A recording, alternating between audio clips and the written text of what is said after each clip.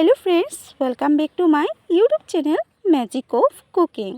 तो फ्रेंड्स আবার চলে এসেছি আপনাদের সামনে নতুন আরও একটি রেসিপির সাথে। আর আজকের রেসিপি হচ্ছে কাতলা মাছের রেসিপি। আজকে রান্না করব কাতলা মাছ, আর কিভাবে রান্না করছি সেই সব কিছুই আমরা আজকে দেখে নেব। তো কাতলা মাছটা রান্না করার জন্য এখানে দেখুন আমি নিয়ে নিয়েছি কাতলা মাছ, আর অনেকটা মাছের পেটের অংশটা নিয়ে নিয়েছি। তো আর যে উপকরণ লাগছে এবারে আমরা সেটা দেখে নেব। তো দেখুন এখানে নিয়েছি পেঁয়াজ, রসুন আর কাঁচা লঙ্কা। তো পেঁয়াজটাকে আমি কুচি করে কেটে নিয়েছি, আর নিয়েছি রসুন। তো আপনারা চাইলে কিন্তু পেঁয়াজ রসুন দুটোকে পেস্ট করে এই রান্নাটা করতে পারেন।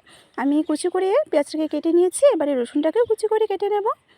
আর এদিকে দেখুন আমরা এবারে মাছটাকে নুন আর হলুদ গুঁড়ো দিয়ে মেখে নেব। মাছটাকে আমি প্রথমেই খুব ভালো করে ধুয়ে নিয়েছি, এবার জাস্ট নুন হলুদ দিয়ে মেখে নেব আর মাছটাকে ভেজে নেব। তো মাছ ভাজাটা আর আমি শেয়ার করছি না, কারণ ভিডিওটা অনেকটাই বড় হয়ে যাবে, তাই আমি একদম মাছ ভাজা করে আমি আপনাদেরকে দেখাচ্ছি। তো দেখুন বন্ধুরা, এখানে মাছগুলোকে আমি ভেজে নিয়েছি, সমস্ত মাছ আমার ভাজা হয়ে গেছে। এবারে আমরা রান্নাটা শুরু করব। প্রথমে কড়াই বসিয়ে কড়াইটাকে খুব ভালো করে গরম করে নিলাম। এবারে দিয়ে দেব সর্ষের তেল। এবারে তেলটাকে গরম করে নেব। পরিমাণ মতন তেলটা দিয়ে তেল গরম হওয়ার পর এবারে এখানে দিয়ে দেব রসুন কুচি, আর সাথে দিয়ে দেব পেঁয়াজ কুচি।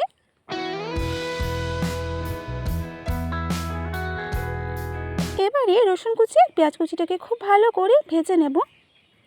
অনবরত নাড়াচাড়া করে পেঁয়াজ আর রসুনটাকে ভেজে নিচ্ছি। যতক্ষণ না পেঁয়াজ আর রসুন থেকে কাঁচা স্মেলটা চলে যায় আর একটু সুন্দর কালার চলে আসে, ততক্ষণ পর্যন্ত আমরা এইভাবে পেঁয়াজ আর রসুনটাকে ভাজতে থাকবো।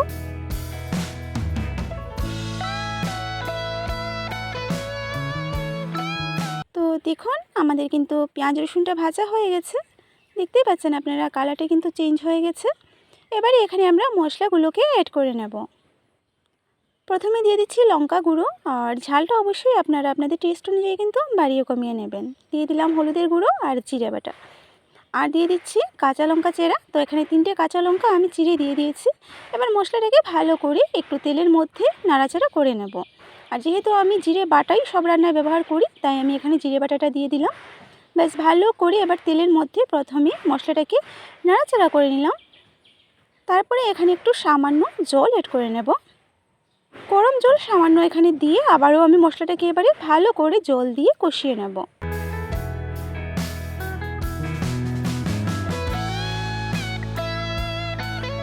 তো দেখুন আমি মশলাটাকে কিন্তু খুব ভালো করে একটু সময় নিয়ে কষিয়ে নিচ্ছি, আর তেল ছাড়তে শুরু করে দিয়েছে। দেখুন অনেকটা পরিমাণে কিন্তু তেল ছাড়া শুরু হয়ে গেছে মশলা থেকে। এইভাবেই আমি ভালো করে এটাকে আরও একটু কষিয়ে নেব। তো ফাইনালি কিন্তু মশলাটা কষানো হয়ে গেছে, দেখতেই পাচ্ছেন আপনারা। এখানে সামান্য নুন দিয়ে দিচ্ছি, আর নুনটা দিয়ে আরও একটু নাড়াচাড়া করে নেব মশলাটাকে। ব্যাস এবারে মশলাটা ফাইনাল কষানো হওয়ার পর এখানে ভেজে রাখা মাছগুলোকে দিয়ে দিচ্ছি। এক এক করে সবগুলো মাছ এবারে আমি মশলার মধ্যে দিয়ে দিচ্ছি, আর মশলার মধ্যে মাছগুলোকে দিয়ে মশলার সাথে মাছটাকে আমি আবারও একবার ভালো করে কষিয়ে নেব। একবার ভালো করে নাড়াচাড়া করব। সমস্ত মাছ দেওয়া হয়ে গেছে। ব্যাস এবারে মশলার সাথে মাছটাকেও আবারও ভালোভাবে একটু কষিয়ে নিচ্ছি, খুব ভালো করে যাতে মশলাগুলো মাছের ভিতরে চলে যায়, সেই কারণে এইভাবে একটু ভালো করে নাড়াচাড়া করে নিচ্ছি। তো যারা প্রথমবারের মতন আমার আজকের এই ভিডিওটি দেখছেন, তারা প্লিজ ভিডিওটি শেষ পর্যন্ত দেখবেন। ভালো লাগলে লাইক শেয়ার সাবস্ক্রাইব করে পাশে থাকবেন, আর কমেন্টের মাধ্যমে জানাবেন কেমন হয়েছে আমার আজকের এই রেসিপিটা। মশলার সাথে মাছটাকে আমি খুব ভালো করে নাড়াচাড়া করে মিশিয়ে নেওয়ার পর এবার এখানে পরিমাণ মতন গরম জলটা দিয়ে দেব। খুব বেশি পরিমাণে জল দেব না, এটা একটা মাখা মাখা রান্না হবে, তো সেটা বুঝে আমি এখানে পরিমাণ মতন জলটা দিয়ে দিয়েছি। এবারে ভালো করে মিশিয়ে নেব, আর মিশিয়ে এবারে আমরা এটা ঢাকনা দিয়ে ঢেকে রান্না করব। খুব সিম্পল কাতলা মাছের এই রেসিপিটা। তো আমি খুব ভালো করে মিশিয়ে নিলাম। এবারে আমরা এটাকে 6 মিনিটের মতন ঢাকনা দিয়ে ঢেকে রান্না করে ফিরছি। তো পুরোপুরি 6 মিনিট পরে আমি ঢাকনাটা তুলে নিলাম। আর দেখুন আমার কিন্তু আজকের এই কাতলা মাছের রেসিপিটা কিন্তু তৈরি হয়ে গেছে। হালকা একটু ঝোল আছে দেখতে পাচ্ছি, সেটা একটু আমাদেরকে মানে একটু শুকিয়ে নিতে হবে, আরও একটু ঘন ঘন করে নিতে হবে। সেটার জন্য আমরা এটাকে আরও 1 থেকে 2 মিনিটের মতন রান্না করে নিব এইভাবে। তো এইভাবে এটাকে এবার আমরা একটু রান্না করে নিচ্ছি। আর রান্নাটা কিন্তু মাছগুলো দেখুন খুব সুন্দরভাবে কিন্তু নরম হয়ে গেছে। প্রত্যেকটা মাছ আমি দেখে নিয়েছি, মাছগুলো কিন্তু খুব সুন্দরভাবে নরম হয়ে গেছে। আমাদের রান্নাটাও কিন্তু তৈরি হয়ে গেছে। আর দেখুন আমি পুরো 1-2 মিনিটের মতন এটাকে রান্না করলাম, আর ফাইনাল এটা হয়ে গেছে আমার রান্না। তো দেখুন ফাইনাল লুকটা, মাছগুলো কিন্তু খুব সুন্দরভাবেই নরম হয়ে গেছে। এবারে আমরা এটা নামিয়ে নেব।